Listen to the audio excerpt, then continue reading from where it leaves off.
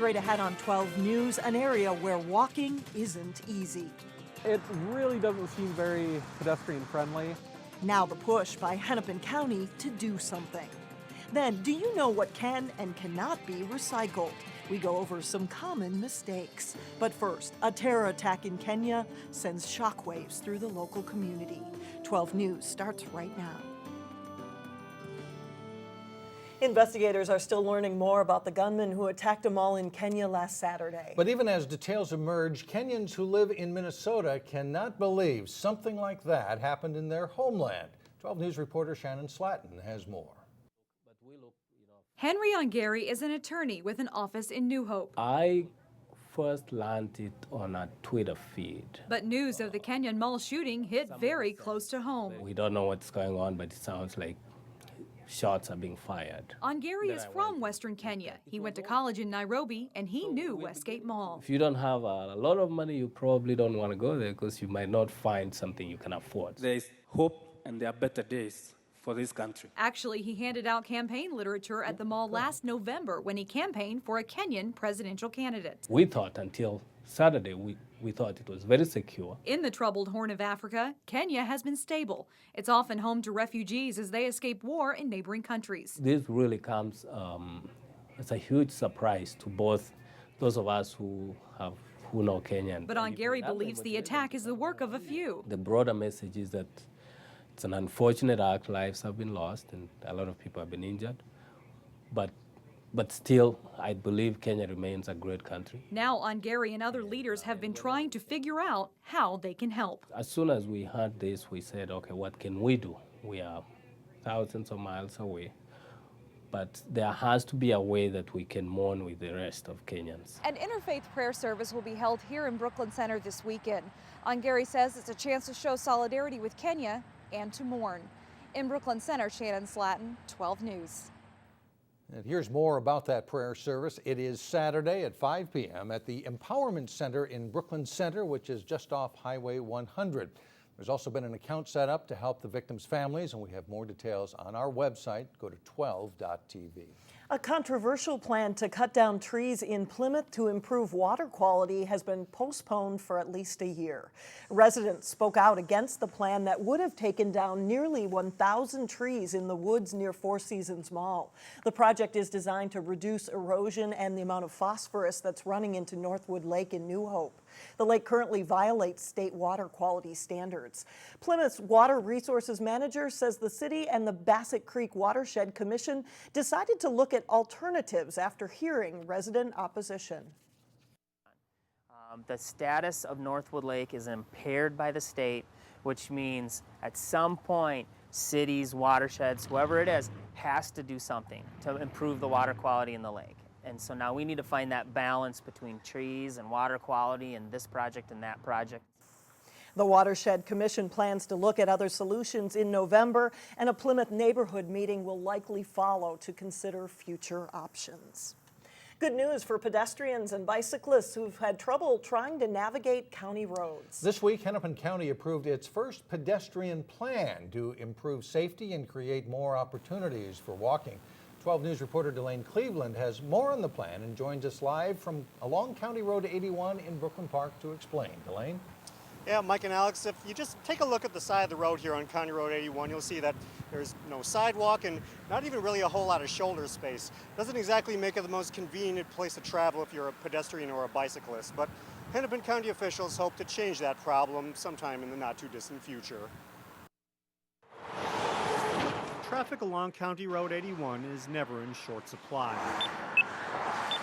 Pedestrians, on the other hand, are virtually non-existent. I stay clear from it. I won't even try going on that. It's ridiculous. A quick glance at the available sidewalks, or lack thereof, explains why. It really doesn't seem very pedestrian friendly to cross because there's so much traffic. Chris Buell of Brooklyn Park has limited mobility, and he'd like to see safety upgrades to the intersections along 81. I would say longer lights as well as a little more clearly marked crosswalks. According to Hennepin County officials, safety is really a huge priority for us at the county. one day he'll get that wish. We're coming off of the last 50 or so years really focusing on how people can get around driving. And now we're really seeing there's some, we've created some barriers for people walking and people biking, and we need to address those. Hennepin County just adopted a plan to improve intersections for pedestrians, expand sidewalks, and make it easier to access public transportation. We have goals to cut the number of pedestrian and vehicle crashes in half by 2030 and get down to 0 pedestrian fatalities by 2030. However, in 2013, this is the lay of the land. I do see people try actually crossing our freeways and highways without a care. There's jaywalking, and it's dangerous. So until those improvements come, people will simply have to make the most of it and hope for better days and significant improvements ahead. Putting on more sidewalks, making the roads bigger, but also just upping public transportation. Yeah, more sidewalks would help, or the trail system would be nice. Well, Hennepin County's goal is to add about 6 miles of trails and sidewalks every year for about the next decade. They plan to use existing funds along with money from the state and federal government to help implement this plan. Reporting live in Brooklyn Park, Delane Cleveland, 12 News. All right, Delane, thanks very much. Well, in the face of declining revenues, the Brooklyn Park City Council says its golf courses will stay golf courses. When it comes to Edinburgh, the city's vision is to make it a championship-level attraction. Edinburgh and Brooklyn golf courses are under discussion because both are projected to lose money. Edinburgh alone is expected to lose $2 million over the next 5 years. The council agreed Edinburgh is important as a city attraction, but it could mean millions pumped into it. That's my vision. I think that we need to keep it as a high-quality championship course because it draws people to the area, and we have to simply expand the marketing program to where we draw people back here from farther away to make it more viable operation. As much as we've been worried about tax base, keeping it strong and widening it, that golf course sits in the middle of a lot of houses that are high-value houses for the city, and part of our future, we depend on that. For Brooklyn Golf Course, the City Council believes in making it a quality entry-level course, and there had been discussion to convert it into a park. This month marks 1 year since Walmart opened at Shingle Creek Crossing in Brooklyn Center. So what's next for retail development at the former Brookdale Mall site? At this week's Brooklyn Center Council meeting, the Mid-America Real Estate Group told council members the site is about 70% leased or pre-leased. The leasing agent says that's very good because the retail market is still climbing out of turbulent times. The biggest change with the project is a decision to tear down what was the former mall food court. The building wasn't workable to attract potential tenants like TJ Maxx and Michael's Arts and Crafts. Another challenge is finding a sit-down restaurant for the site. That market is also considered very tight right now. It's budget time for local cities, and in the coming weeks, cities will finalize their operating budgets. And while figures are only preliminary, here's what it could mean for taxpayers in 3 Northwest metro suburbs. In Plymouth, the median valued home of $255,000, taxes would go up about $21. In Maple Grove, for the median valued home of $239,000, taxes would go up $1. And in Brooklyn Park, those with a median value home of $155,000 would pay about $6 more next year in city taxes. Cities can still lower their tax levy between now and December. However, under state law, they cannot raise it. Hennepin County is trying to improve recycling with an ambitious goal. The county wants every resident to recycle at least half of what they throw away. Here's a reminder of what can be recycled: juice, milk and soup cartons, yogurt cups, deli takeout containers, and shampoo and soap bottles. For a full list of what can be recycled, go to recyclehalf.com. Coming up, a standout student with some good advice on how to juggle a heavy workload. Then later in sports, Osseo gets set to face Andover in a key Northwest Suburban Conference football game. But first, an explanation why your coworker may go missing on Friday. Here's an AccuWeather forecast that's just as good as it gets.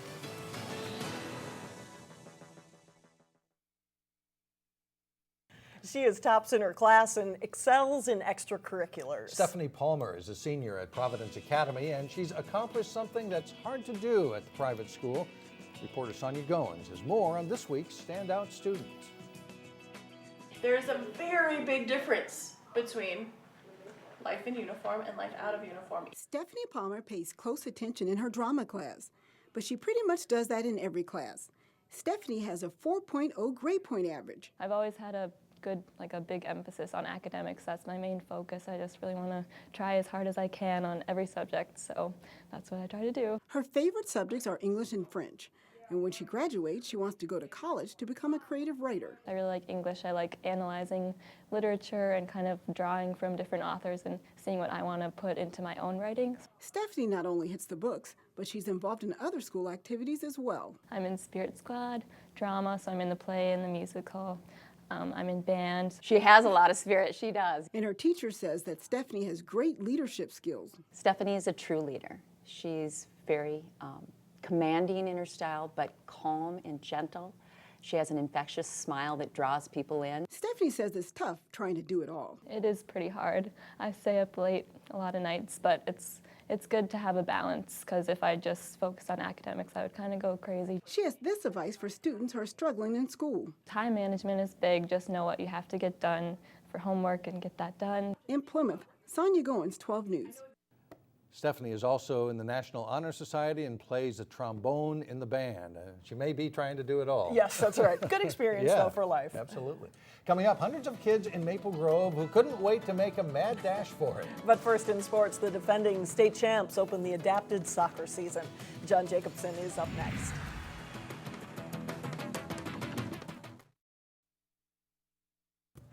They're all good football games, right? But this could be a really good one, coming up with two unbeaten teams. Osceo's lost one game, but they unbeaten in the conference. But this will be a big one as far as who wins the West Division in this conference. 3 teams in the West Division, the Northwest Suburban Conference football, look very strong this fall. 2 of them meet up Friday in Osseo, and the Orioles host unbeaten Andover. Osseo comes in with a 3-1 mark. Their only blemish, a last-minute 3-point loss to second-ranked Minnetonka.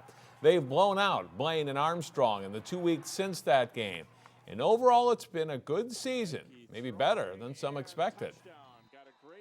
I thought for sure we'd be athletic. I just like the fact that they play hard with an edge. And that's something we didn't know if they'd have that, and they came out with that right away. And there's been some good sophomore teams lately, and it's really, our program's hopefully in the spot where the seniors step out and then the juniors step up, become seniors, and we've really got to that level.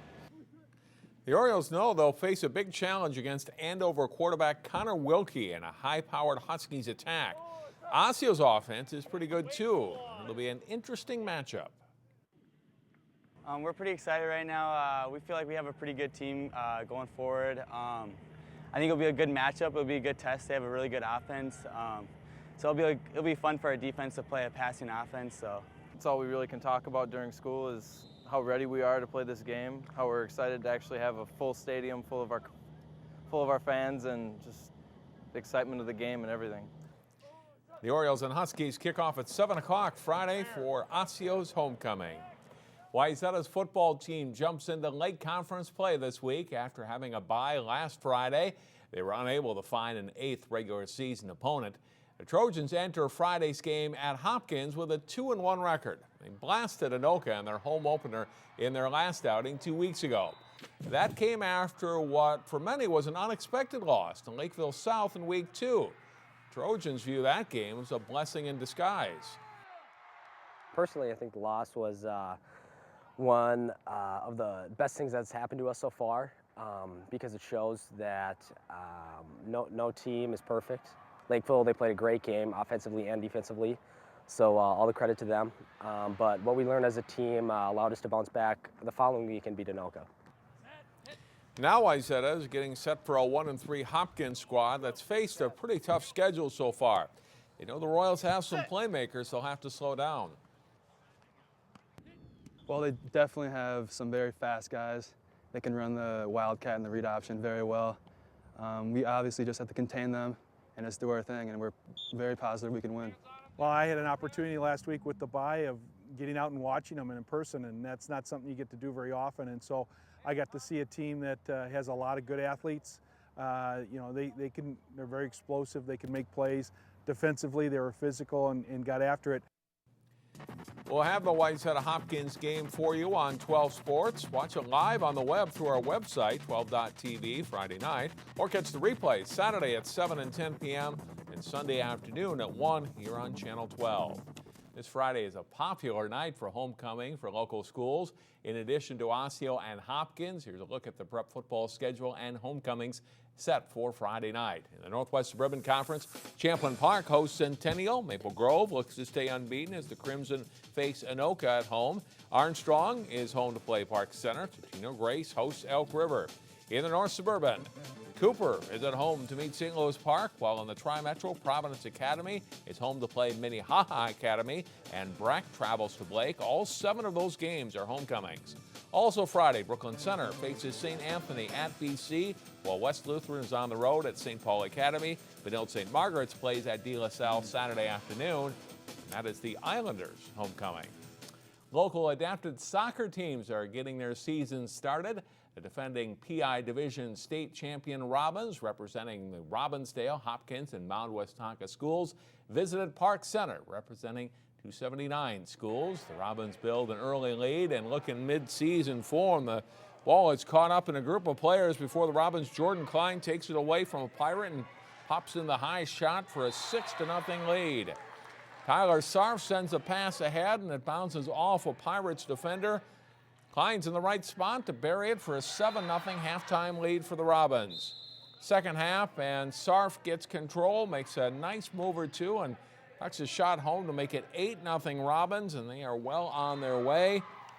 Nice goal coming up. Jeremy Jost delivers a pass to Casey Balin for the redirect goal for the Robins, and they win their opener over Park Center 12-0. And that's a look at sports for today. All right, thanks, John. We'll be right back.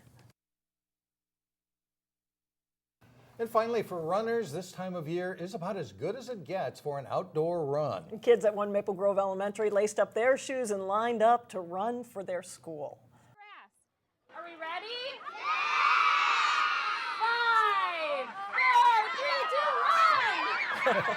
Yeah, you know, when you're ready to run, who needs to wait for that countdown? Students at Rush Creek Elementary took to the outdoors for the school's annual Fall Fun Run.